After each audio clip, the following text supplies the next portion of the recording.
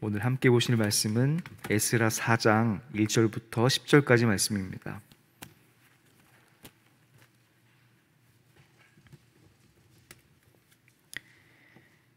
에스라 4장 1절부터 10절까지 말씀, 구약성경 714쪽입니다.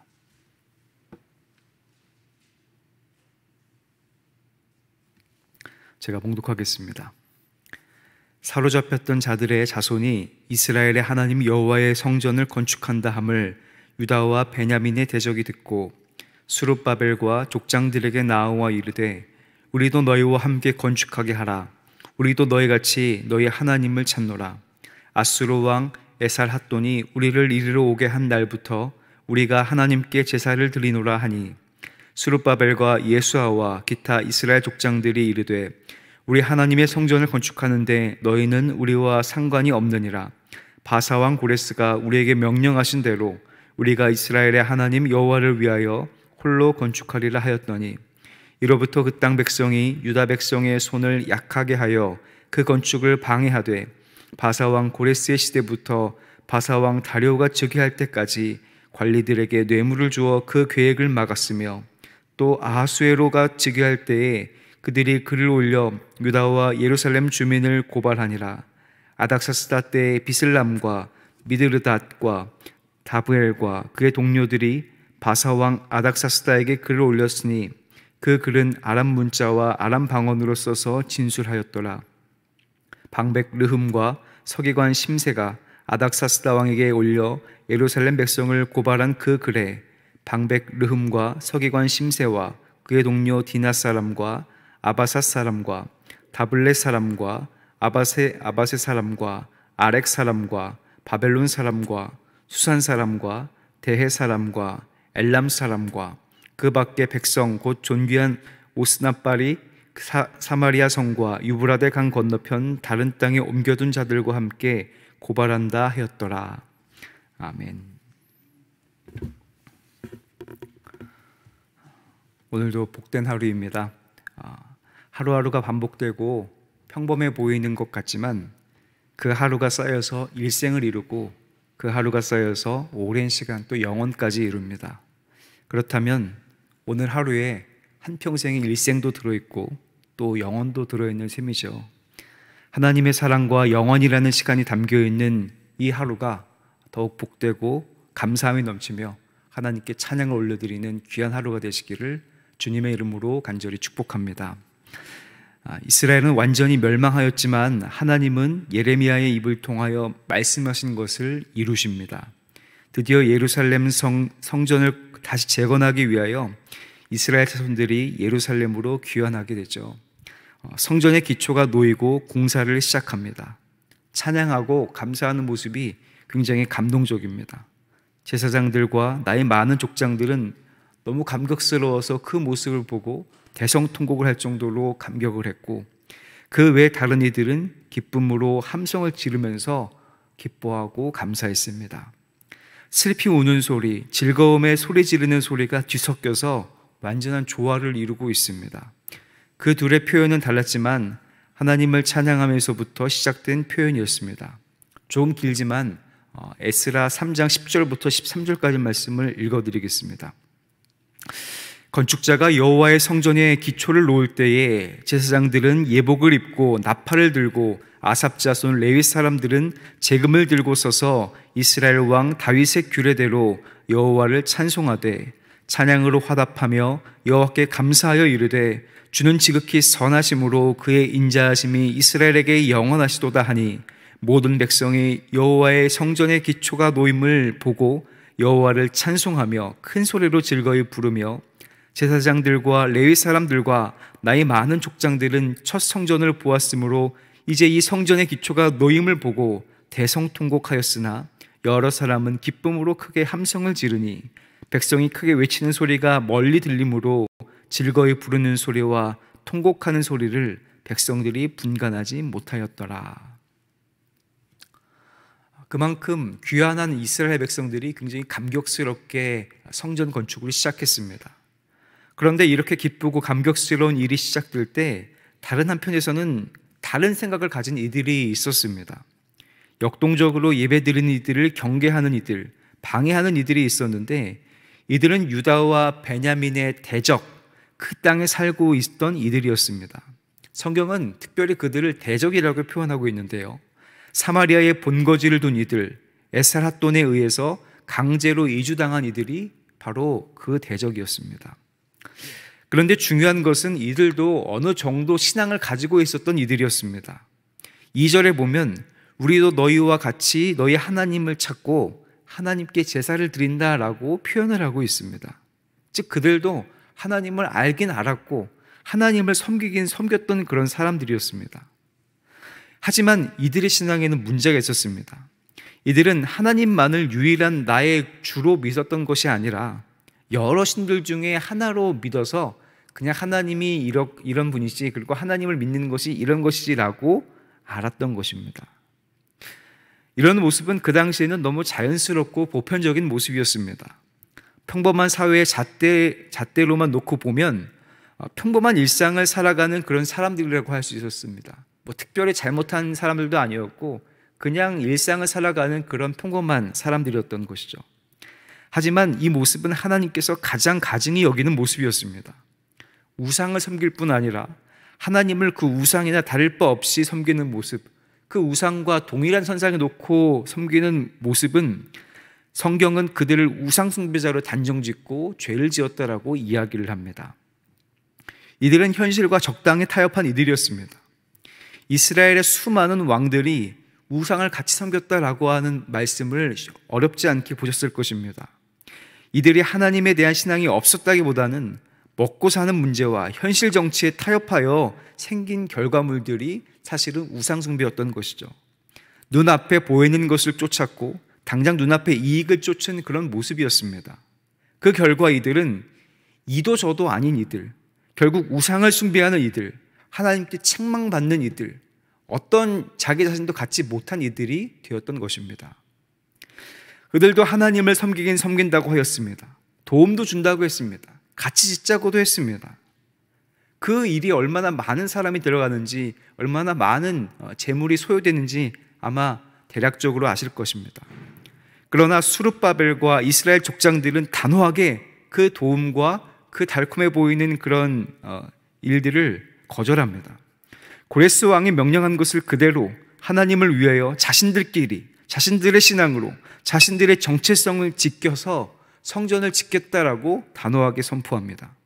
그러자 그 땅에 살고 있던 대적자들은 교묘하게 방해하기 시작합니다. 뇌물로 관리들의 환심을 사서 건축을 방해하고 상소문을 올려서 방해합니다. 즉 이스라엘이 건축을 하기 시작할 때 고난이 시작되었고 굉장히 힘든 싸움이 시작된 것입니다. 만약 귀환한 이스라엘 사람들이 그 땅에 살고 있던 이들의 도움을 받았다면 분명히 겉으로 보이는 성전은 아주 쉽게 지었을지도 모르겠습니다. 빨리 지었을 수도 있었을 겁니다. 하지만 그렇게 도움을 받고 그렇게 많은 이익을 얻었을 때는 공짜는 없었습니다. 도움을 받았다면 반드시 어떤 것을 요청하게 되어 있죠.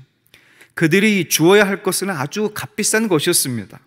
하나님만 섬겨오고 먼 타국에서 힘겹게 믿음을 지켜온 이들의 정체성은 온데간데 사라질 수밖에 없었습니다.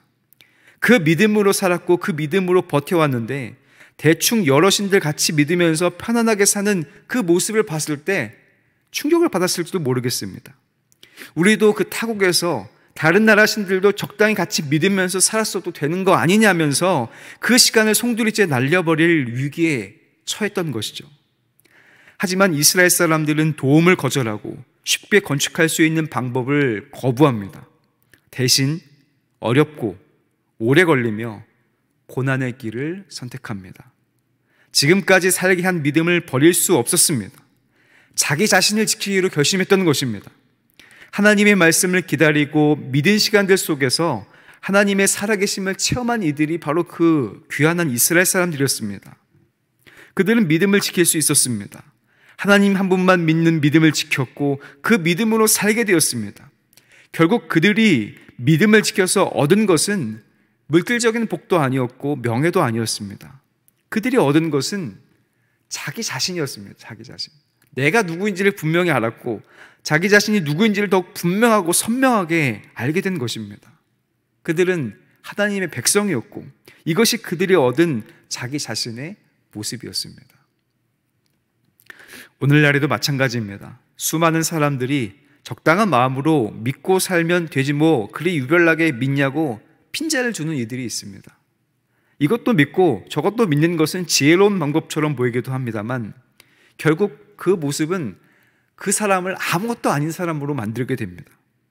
고생하면서 믿음을 지킨 이들, 쉬운 길을 놔두고 어렵고 힘든 길, 손해보는 길로 가지만 예수를 믿는 길만이 구원의 길이라고 외치는 이들에게 분명한 상이 있습니다.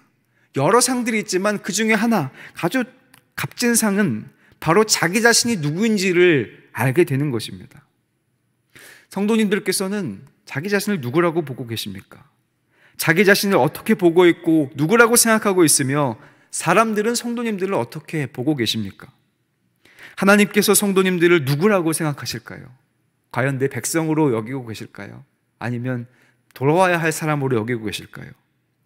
결국 믿음으로 주어지는 가장 좋은 것은 내가 어떤 사람이구나, 자기 자신이 어떤 사람이구나 하는 것들을 분명히 안다는 것이고 자기 자신이 누구인지 안다는 것은 자기가 무엇을 해야 하는지도 분명히 안다는 뜻이고 내가 어디로 가야 되는지도 안다는 뜻이기도 합니다.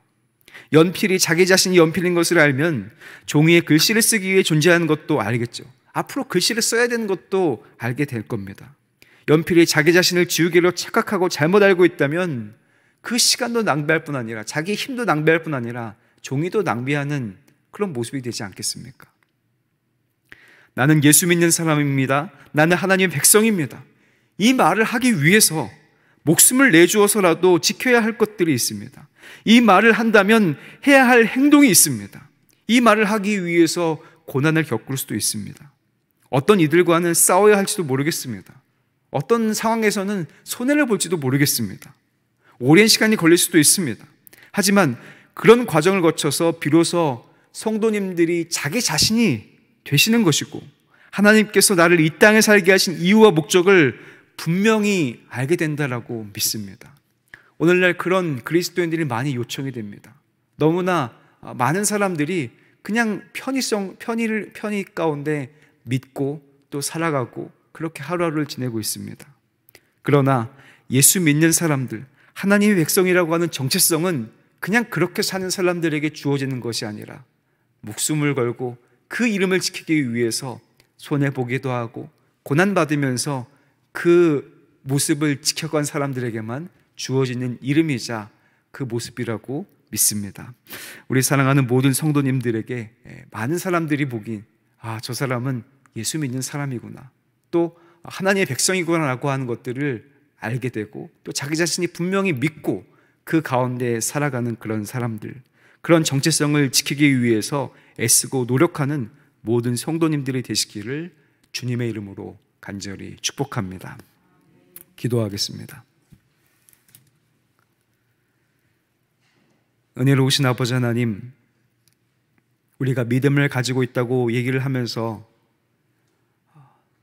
그 믿음을 대충 세상의 것들과 섞으면서 지켜오진 않았나 다시 한번 돌이켜봅니다.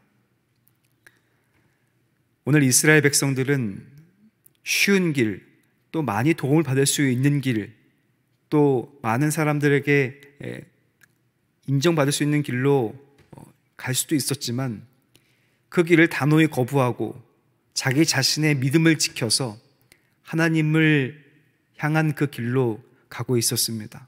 하나님, 그 모습을 본받아 우리도 역시 하나님의 백성이라는 내 모습, 또 예수를 믿는 사람이라고 하는 내 모습을 지키는 일에 더욱 힘쓸 수 있도록 주님 인도하여 주시옵소서.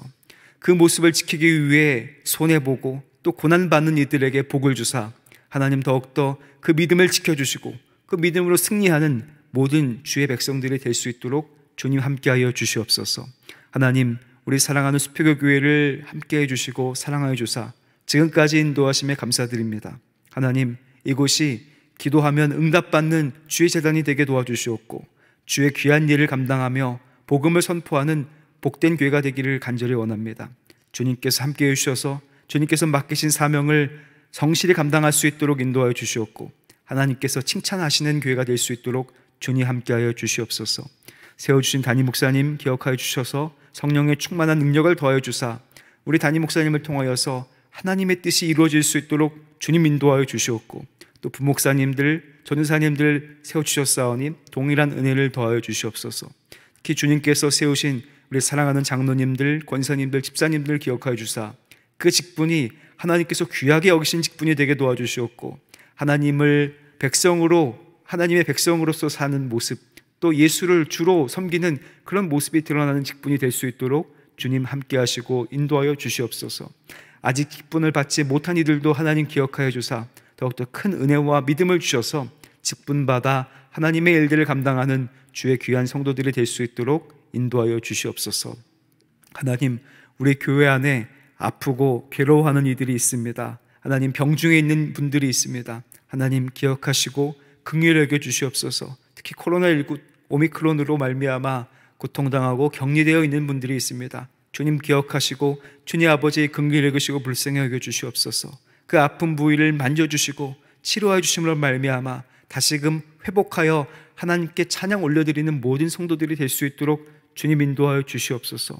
그 마음과 그 육신을 만져주사 하나님께서 그 아픔을 아시오니 주님께서 치료하시고 주님께서 함께하여 주시옵소서. 하나님, 그래서 우리 아버지의 모든 성도들이 늘 주님을 찬양할 수 있도록 인도하여 주시옵고, 어린아이부터 연로하신 분들에 이르기까지 한 마음으로 주님을 섬기는 복된 성도들이 될 수 있도록 주님 인도하여 주시옵소서. 특별히 우리 교회에 연로하신 모세 또 안나 선교회를 기억하여 주사 주님께서 더욱더 큰 복을 더하여 주시옵고, 하나님, 그 아버지 오랜 세월을 통하여서 믿음을 지켜오신 것들, 또 지혜를 얻으신 것들이 더욱더 많은 이들에게 쓰임을 받고, 또 아버지 그분들의 기도로 말미암아 우리 교회와 많은 가정과 또 모든 이들이 든든히 설 수 있도록 주님 복을 주시고 함께하여 주시옵소서. 주님 앞에 나올 때 귀한 예물 드린 이들이 있습니다. 주님 기억하여 주사 하나님, 이 예물에 담겨있는 소원과 간구를 들으시고 응답하여 주시옵소서. 하나님의 가장 좋은 길로 인도하여 주시옵고, 이 예물이 쓰이는 곳마다 하나님의 뜻이 드러나며 하나님께서 기뻐하신 일들이 나타날 수 있도록 주님 붙잡아 주시옵소서. 오늘 하루도 주님 앞에 모든 것들을 맡깁니다. 하나님, 오늘 하루를 찬양과 또 말씀과 기도로 시작하였사오니 하나님 동행하여 주사 오늘 하루를 하나님께 온전히 올려드리는 귀한 하루가 될 수 있도록 주님 함께하여 주시옵소서. 모든 것들 주님께 맡깁니다. 감사드리오며 존귀하신 예수 그리스도의 이름으로 간절히 기도하옵나이다. 아멘.